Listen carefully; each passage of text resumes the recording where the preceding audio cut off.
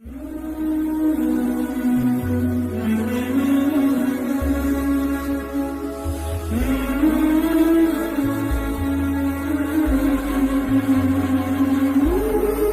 السلف.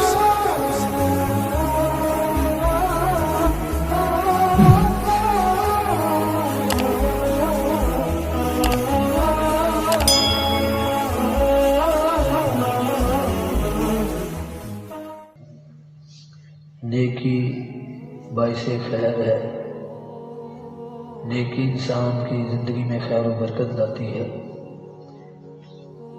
اور نیکی ہی وہ چیز ہے جس کے کرنے والے سے اللہ رب العزت محبت کرتے ہیں۔ اللہ یحب المحسنین، اللہ نیکی کرنے والوں سے محبت کرتے ہیں۔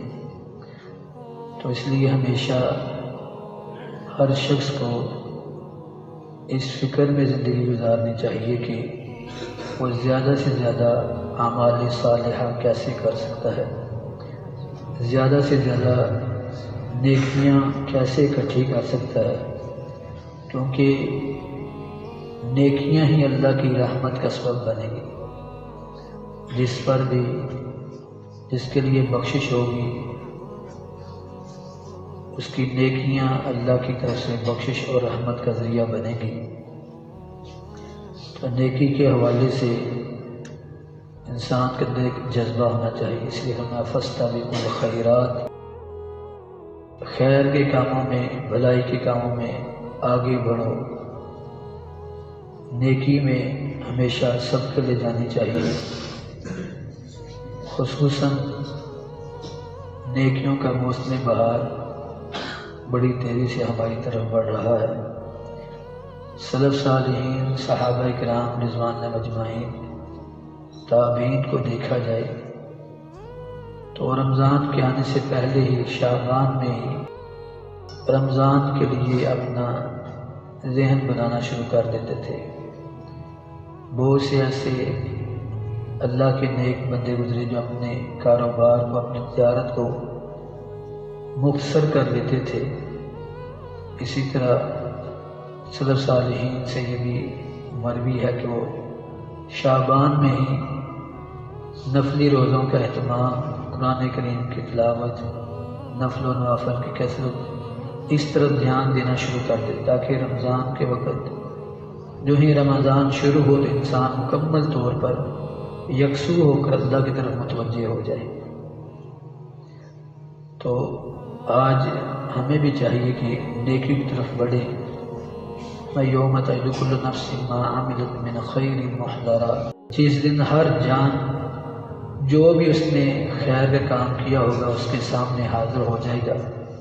فَأَمَّا مَنْ ثَقُلَتْ مَوَازِينُهُ فَهُوَ فِي عِيشَةٍ رَاضِيَةٍ، جس کے نیکیوں کے اعمال، نیکیوں والا پلڑا بھاری ہو گیا، نیکیاں بڑھ گئیں، تو وہ پسندیدہ زندگی میں ہوگا، خیر و برکت والی زندگی میں ہوگا۔ لیکن اس کے لیے ہمیں ضروری ہے کہ اپنا محاسبہ شروع کر دیں،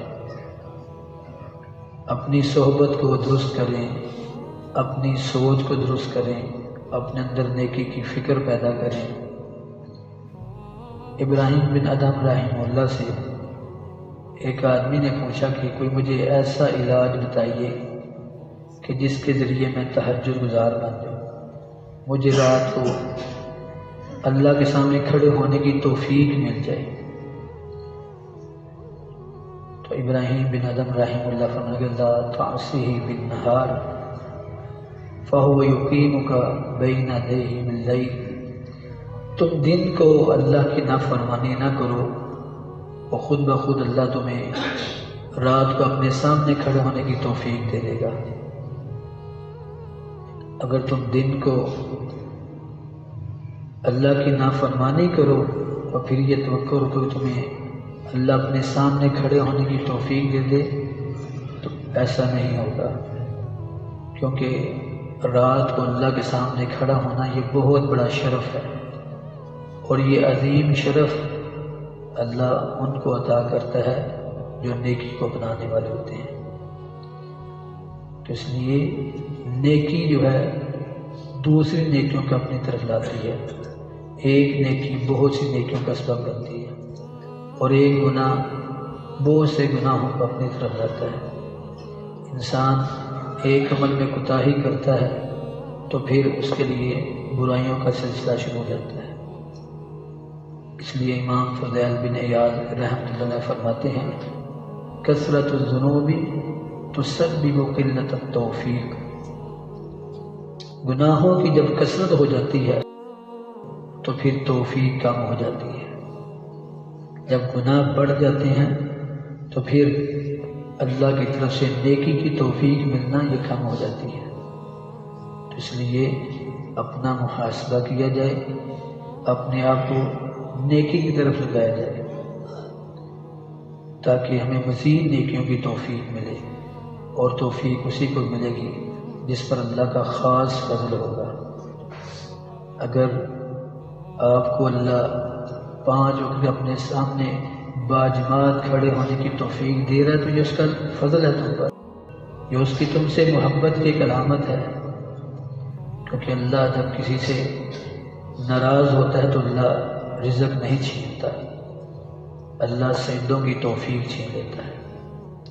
اس لیے مت سمجھیں کہ اگر کسی پر حالات کی تنگی ہے، رزق کی تنگی ہے تو یہ سمجھے کہ اللہ مجھ پر ناراض ہو گیا، قطعاً ایسا نہیں ہے، کیونکہ اللہ تو جس سے محبت کرتا ہے اللہ اس کو آزماتا ہے، کسی کو دے کر کسی سے دے کر۔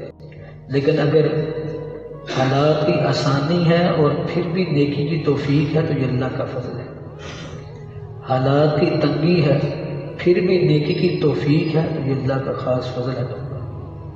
کبھی بھی یہ نہ سمجھیں کہ جو مجھ پر رزق کی تنگی آئی ہے میرے گناہوں کی وجہ سے ہے، نہیں، لیکن اگر نیکی کی قلت محسوس ہو رہی ہے، نیکی کی توفیق نہیں مل رہی، تو پھر یہ سمجھے یہ اللہ کی ناراضگی کی علامت ہے، یہ میرے گناہوں کی نحوست کا نتیجہ ہے۔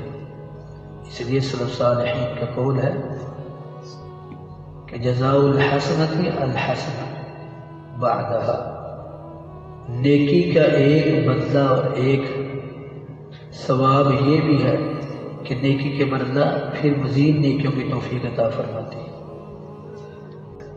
اور فرمایا کہ گناہ کی سزاؤں میں سے ایک سزا یہ بھی ہے وَإِنَّ مِنْ عُقُوبَةِ السَّيِّئَةِ السَّيِّئَةَ بَعْدَهَا، کہ گناہوں کی سزاؤں میں سے ایک سزا یہ بھی ہے کہ گناہ پر مزید انسان گناہوں کی طرف بڑھتا ہے۔ تو اس لیے ان الحسنات یذہبن السیئات، نیکیاں گناہ لے جاتی ہیں، نیکیاں گناہوں کو مٹا دیتی ہیں، نیکیاں نیکیوں کو لاتی ہیں اور گناہوں کو مٹاتی ہیں۔ تو اس لیے اللہ سے توفیق مانگا کریں۔ جب دیکھیں کہ دل میں بے چینی ہو رہی ہے، اسی طرح حالات کی تنگی محسوس ہو رہی ہے، یا طبیعت ایک جگہ پر نہیں ٹھہر رہی، تو پھر لمبے لمبے سجدے شروع کر دیے، سجدے میں استغفار کرنا، رب اغفر لی، اللہ مجھے معاف کر دے، سبحان ربی الاعلی، پاک ہے وہ ذات جو بڑا ہی بلند و بالا ہے، اللہ کو منانے کی کوشش کریں۔ پھر دیکھیں جہان میں کتنا سکون میسر ہوتا ہے، کہ سکون نیکی کے ساتھ ہے، برائی کر کے کبھی سکون نہیں ملتا۔ چاہے آپ جتنی مرضی ناز و نعمت کی زندگی میں ہو، لیکن اگر آپ گناہ گار ہیں اللہ آپ سے سکون چھین لے گا۔ لیکن اگر آپ کے پاس کچھ بھی نہیں ہے لیکن نیکی کی توفیق آپ کے پاس ہے، تو پھر اس سمجھ میں سب سے بڑی نعمت اللہ نے آپ کو عطا فرما دی۔ اللہ نے ہمیں کتنے میرے ایسے بندے ہیں کہ جو اگر کسی کو مشورہ دیں ان سے کوئی مشورہ لینے والا نہ ہو، اگر کسی کے ہاں نکاح کا پیغام بھیجیں کوئی ان کو اپنی بیٹی اپنی بہن کا نکاح کے لیے آمادہ نہ ہو، اور اگر کہیں وہ سفارش کرے اس کی کوئی سفارش قبول نہ کرے کوئی، لیکن اس کے باوجود اللہ نے اس کو نماز کا بڑا وافر حصہ عطا کر دیا۔ فرمایا یہ میرے دوست ہیں، یہ میرے پیارے ہیں، دنیا کے لحاظ سے ان کا کوئی مقام نہیں ہے، لوگ ان کو بالکل غریب مسکین اور کمزور سا سمجھتے ہیں، لیکن اللہ نے فرمایا دنیا میں اس کو نہیں دی، لیکن نماز کا وافر حصہ اس کو دے دیا۔ قلت بواکی، دنیا سے جاتا تو اس کے رونے والے بھی تھوڑے ہوتے ہیں، اس کی نماز جنازہ میں شریک ہونے والے بہت تھوڑے ہوتے ہیں۔ غریب سا آدمی چلا گیا، پھر کیا ہوا؟ آج تو لوگ جاتے بھی جنازہ میں منہ دکھانے کے لیے، دنیا دار جاتے ہی اس غرض سے تاکہ میں بھی پہنچوں، تاکہ اس کے بھائی کو، اس کے باپ کو، اس کے بیٹے کو دکھا سکوں کہ میں بھی آیا تھا۔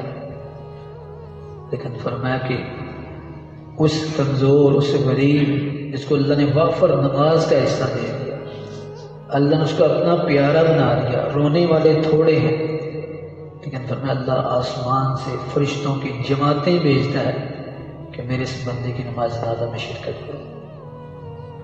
خوش نصیبی یہ ہے، مت سمجھیں خوش نصیبی یہ ہے کہ دنیا مل جائے، مت سمجھیں دنیا کی شہرت حاصل ہو جائے یہ خوش نصیبی ہے، دنیا کا مال و متاع مل گیا یہ خوش نصیبی ہے، بڑا گھر مل گیا یہ خوش نصیبی ہے، یہ سب امتحان ہے۔ خوش نصیبی اس آدمی کے لیے ہے جس کو اللہ نے اپنے گھر میں 5 وقت باجماعت آنے کی توفیق دے رکھی ہے۔ تو اللہ مجھے آپ کو نیکی کی توفیق عطا فرمائے، اللہ ہم سب کو موفقین میں سے بنائے، اور رمضان سے آنے سے پہلے اپنا محاسبہ کرنے کی، اپنے آپ کو نیکی پر پکا کرنے کی توفیق عطا فرمائے، اور اس رمضان سے اللہ ہم سب کو بھرپور فائدہ اٹھانے کی توفیق عطا فرمائے۔